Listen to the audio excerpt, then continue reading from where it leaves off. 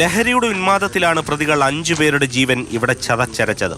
കിലോമീറ്ററുകളോളം മദ്യപിച്ച് വാഹനം ഓടിച്ചവരെ പോലീസും മോട്ടോർ വാഹന വകുപ്പും കാണാത്തതെന്തേ എന്ന് ആർക്കും തോന്നാം.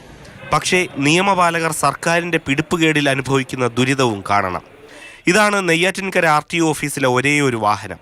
കട്ടപ്പുറത്തായി 1 വർഷത്തിലേറെയായിട്ടും പുതിയ വാഹനം അനുവദിച്ചിട്ടില്ല. എന്തെങ്കിലും ഒരു അപകടം സംഭവിച്ചാൽ വിളിച്ചാൽ ഇവർ വരാൻ വാഹനമില്ല. എന്തെങ്കിലും ഒരു അപകടം സംഭവിച്ചാൽ വാഹനം പോലീസ് സ്റ്റേഷനിലേക്ക് മാറ്റും. അത് പോയി ഇൻസ്പെക്ട് ചെയ്യാൻ പോലും ഇവർക്ക് വാഹനമില്ലാത്തതുകൊണ്ട് ചെയ്യാൻ കഴിയുന്നില്ല.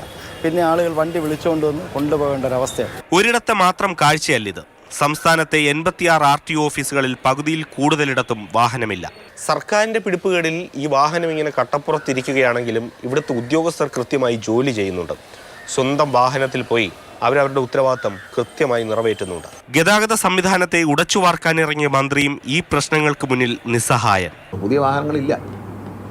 വാഹനങ്ങൾ ലഭ്യമാക്കണം എന്നുള്ള ഗവൺമെൻറ് വളരെ അത്യാവശ്യമാണ്. കഴിഞ്ഞ ദിവസവും ധനകാര്യ വകുപ്പിനോട് വളരെ ഇതായിട്ട് ആവശ്യപ്പെട്ടിട്ടുണ്ട്. വണ്ടി തന്നേ പറ്റൂ, വണ്ടി ഇല്ലാതെ പറ്റില്ല. പല ഓഫീസുകളിലും ഒരു വാഹനം പോലും ഇല്ല. ഒരു വാഹനമെങ്കിലും ഒരു മിനിമം ഒരു ഓഫീസിൽ വരണ്ടേ, അതില്ലാത്തൊരവസ്ഥയാണ്. 15 വർഷം കാലാവധി കഴിഞ്ഞ സർക്കാർ വാഹനം പിൻവലിക്കണമെന്ന കേന്ദ്ര നിയമമാണ് നന്നായി ഓടിക്കൊണ്ടിരുന്ന വാഹനങ്ങളെ കട്ടപ്പുറത്താക്കിയത്. തിരുവനന്തപുരം റൂറൽ പരിധിയിൽ മാത്രം കഴക്കൂട്ടത്തും നെടുമങ്ങാടും നെയ്യാറ്റിൻകര RTO ഓഫീസിലും വാഹനമില്ല. ഈ ട്രാഫിക് നിയമലംഘനങ്ങൾ കൂടി വരുന്ന കാലഘട്ടത്തിൽ നേരിട്ട് പെട്രോളിംഗ് നടത്തണമെങ്കിൽ അവർക്ക് വാഹനങ്ങൾ അത്യാവശ്യമാണ്. പക്ഷേ നിർഭാഗ്യവശാൽ നമ്മളിപ്പോൾ കാണുന്നത് അവർക്ക് സഞ്ചരിക്കാൻ പോലും വണ്ടിയില്ല. പെട്രോളിംഗ് പോയിട്ട് നമുക്കറിയാം പല അടിയന്തര അവരുടെ ട്രാഫിക്കിൻ്റെ മെയിൻ കാര്യങ്ങൾക്ക് അവർക്ക് സ്വന്തം ചിലവിൽ വണ്ടി പിടിച്ച് പോയി. ഇപ്പോൾ ടെസ്റ്റ് ആണെങ്കിലും ശരി തന്നെയാണ്, അതുപോലെ തന്നെ ഡ്രൈവിംഗ് ലൈസൻസ് എടുക്കുന്ന അല്ലെങ്കിൽ അതിൻ്റെ പരിശോധനയാണെങ്കിലും ശരി, അതെല്ലാം സ്വന്തം നിലയ്ക്ക് പോയി പരിശോധിക്കേണ്ട ഒരു കാലഘട്ടത്തിലൂടെയാണ് അവർ കടന്നു പോകുന്നത്. ഒന്നുകിൽ വണ്ടി വാങ്ങാനുള്ള പണം ധനവകുപ്പ് അനുവദിക്കണം, അല്ലെങ്കിൽ സമ്മർദ്ദം ചെലുത്തി പണം വാങ്ങിയെടുക്കാനുള്ള കഴിവ് ഗതാഗത വകുപ്പിന് വേണം. ഏതായാലും അത് രണ്ടും ഇതുവരെ നടന്നിട്ടില്ല.